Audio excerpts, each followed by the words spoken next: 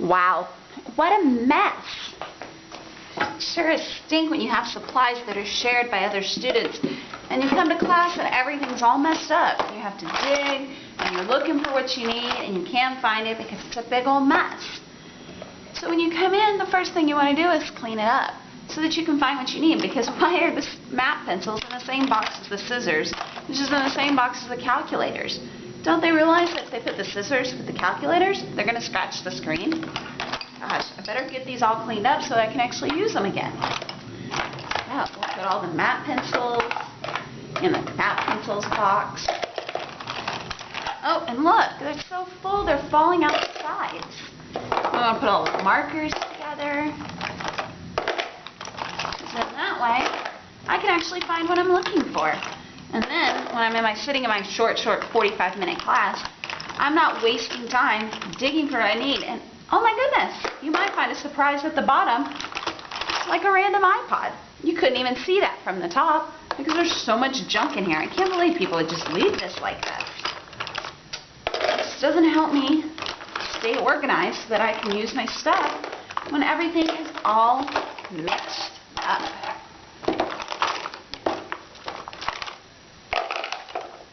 Oh look, there's even erasers in here.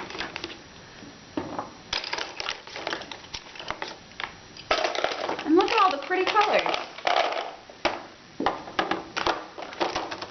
There we go.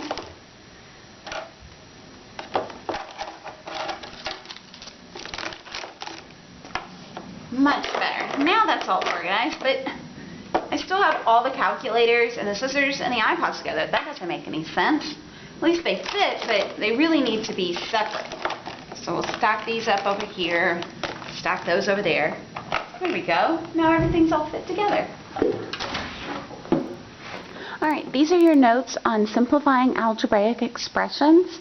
Our essential question is, how can you compare simplifying algebraic expressions to an activity you might do in the real world? We're going to start with some vocabulary. This is chapter 1.7 in your textbook. We're going to start with the first vocabulary word is term. So you're going to hear me use that word a lot. A term is any number, a variable, or the product of a number and a variable. Okay, so our second vocabulary word is going to be coefficient. Coefficient is spelled C-O-E-F-F-I-C-I-E-N-T. Coefficient. And the coefficient is a number that is multiplied by a variable.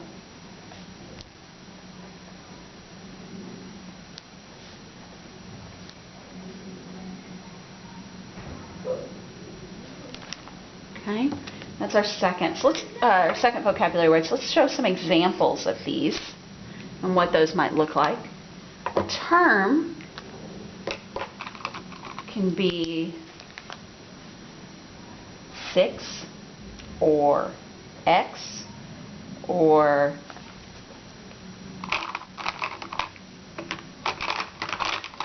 three x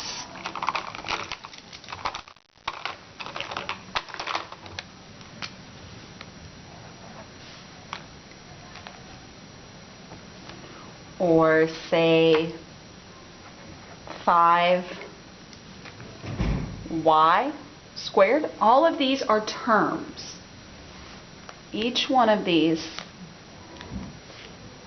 is a term.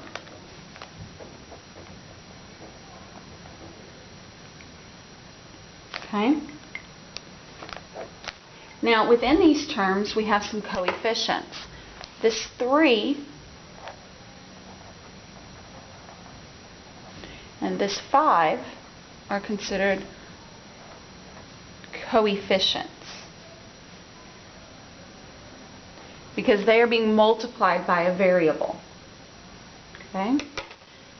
So now that we know what a term is and what a coefficient is, how do we know what to combine and what are like terms? That's our next vocabulary word.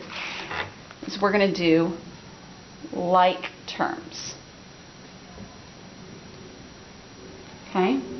Now if I have a like term, it must meet this conditions. Terms with the same variable raised to the same power. Terms with the same variable raised to the same power. Okay? So that's key. The same variable raised to the same power. Meaning, in our first example, x and 3x could be combined because they have the same variable raised to the same power. But nothing else is the same because this one has a y and this one doesn't have any variables at all.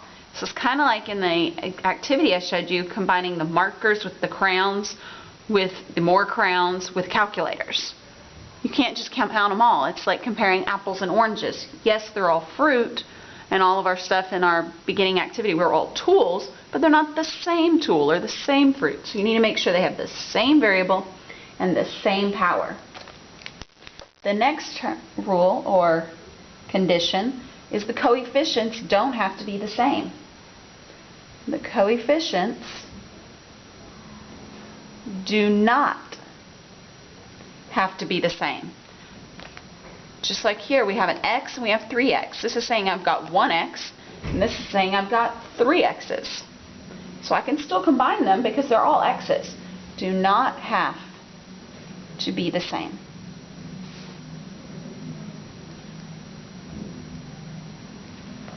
Okay? And I want you to remember a special note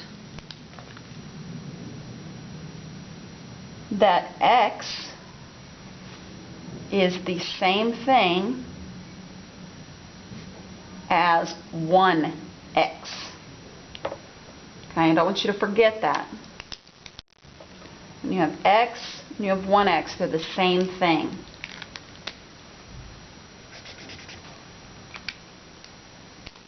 I hope you're noticing how I'm using highlighting and color and underlining to help organize my notes. These are all things you're told to do in Avid to help with your notes. Okay, but when you do that, you should do it at the end after you've written your notes. The last thing about like terms is constants are terms as well. Like 6. 6 is a constant or a number. That's also a term.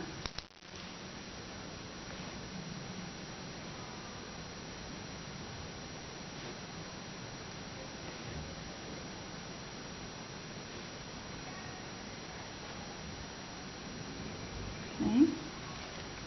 So let's look at some examples of what is a like term and what's not a like term. Okay. So let's look at like terms and unlike terms. Oops, skipped off the. There we go.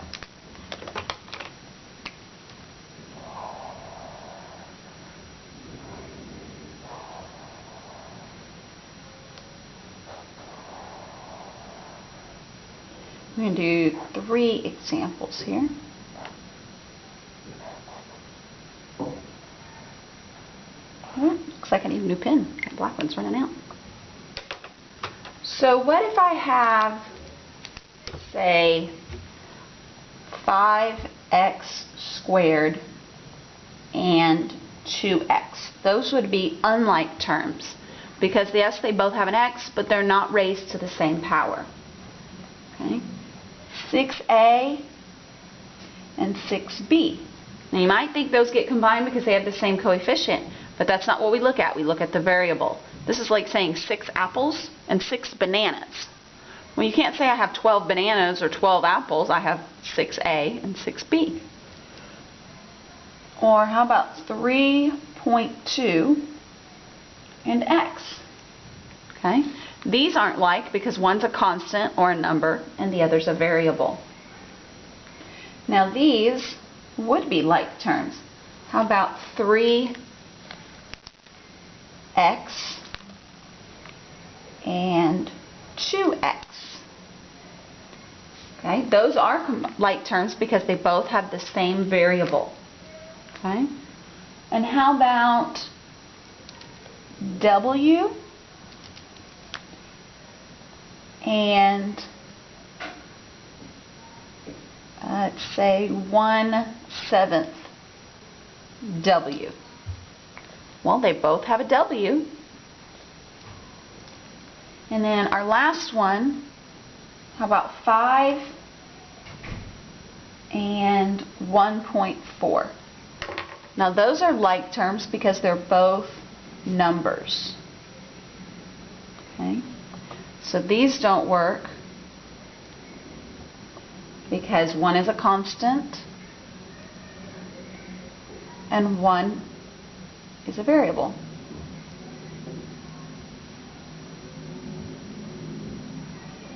Okay? And then these don't work because they have different variables.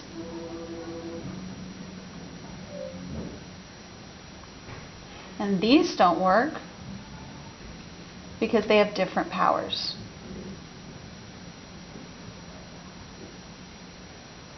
Alright? So there are your rules. Now, how do I use these? How do I actually combine like terms? I'm going to start a new clean page here. So to combine like terms, you got some steps that you want to follow. So to combine like terms, first step I'm going to use is something you're all very, very familiar with. We're going to use distributive property first. So if there is a need to, you're going to do it. There may not be. Not every problem is going to need it, but that's always your first step. Check for any parentheses that require distributing.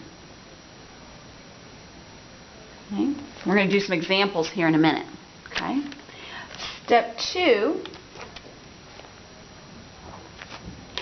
we're going to highlight. Actually, you know what? Before we highlight, let's do one thing before we highlight, just to make things even easier for us. Sometimes when you're looking at a problem, it's hard to see which term is which. So you're going to first draw what I like to call jail bars. Okay? And I'm going to do some examples here in a minute and I'll show you. You're going to draw lines in front of each operator. Operator. Y'all know I'm a bad speller. Okay, remember your operators are either plus, minus, times, or divide. And remember your times can be a dot too. Actually, that's what you're going to see more often is the dot. Okay, so you draw lines, and this helps you separate your terms so that you can see. Once you've drawn a line in front of the operators, those lines help separate your terms, but you can see that that operator goes with the number after it. So instead of it being like a -3, it now becomes a -3. And then step 3, we're going to highlight or draw shapes, it's your choice, around like terms. Okay? Then your last step, step 4, is to combine like terms by adding or subtracting. Okay? Now in your notes you should be using Cornell notes, so you have your steps on this side and you're going to put your examples on this side. I'm going to pull out a separate sheet of paper where I already have the examples written so that you can see easier what we're doing. Okay? Now on step 4 you're going to combine like terms by adding or subtracting. Make sure you're adding or subtracting the coefficients. I'm going to let that part off. Alrighty? So let's set that aside and let's look at some example problems. Okay. So my first thing says to do is to check for any parentheses. Well, in problem number 1, I don't have any parentheses. Great. Now it says to draw lines in front of my operators. So I'm going to draw a line, and that separates my terms. Then it says to either highlight or draw shapes. Well, I don't have any highlighters, so I'm going to draw shapes. This has a k raised to no power, and this has a k raised to no power. So these are like terms. Now in this particular case, those are the only two, so it's real easy to see which ones are like terms. And you may not have to do all of these steps. Now it's a question of I have -6 and +7. Use your calculator if you're unsure about your integers, but in this case it's the same as 7 minus 6. So it's going to give me 1k. But you know we don't write that, so my final answer is just k. All right? So let's step it up a little bit and see about one that has variable, different types of variables, maybe different types of terms. Let's look down here at problem number 13 on this paper. Again, my first step is I'm going to draw lines. I like to call them jail bars because it almost looks like you're putting the problem in jail. Right in front of every operator. Okay? This helps you go, okay, well, does that minus sign go with this number or does the plus sign go with that number? Well, you can see it goes with the number after the jail bar. They've now been separated. Now I'm going to draw shapes or highlight the things that go together. I do have one highlighter, so I'm going to use that one for my R's. So there's an R raised to no power. The 5 doesn't have an R, but the 3 does. And this -5 doesn't, so that's a different term. Then I'm going to put that term together. I'm going to put that term together. So now you go back and look at your operators. I have 12R plus 3R. When you're rewriting your simplified expression, okay, that's the way the directions are going to be written. It's going to say simplify each expression. So my simplified expression, you always write it down with your variables in alphabetical order, A, B, C, D, and then your numbers at the end. You also start off with any exponents. You start with your highest power. So if you have anything raised to the 4th power, that would come first, followed by anything raised to the 3rd power, then anything raised to the 2nd power, then anything raised to no power. If you have multiples, you would do like A squared, B squared, C squared, then regular A, regular B, regular C, then your numbers with no variables. Okay?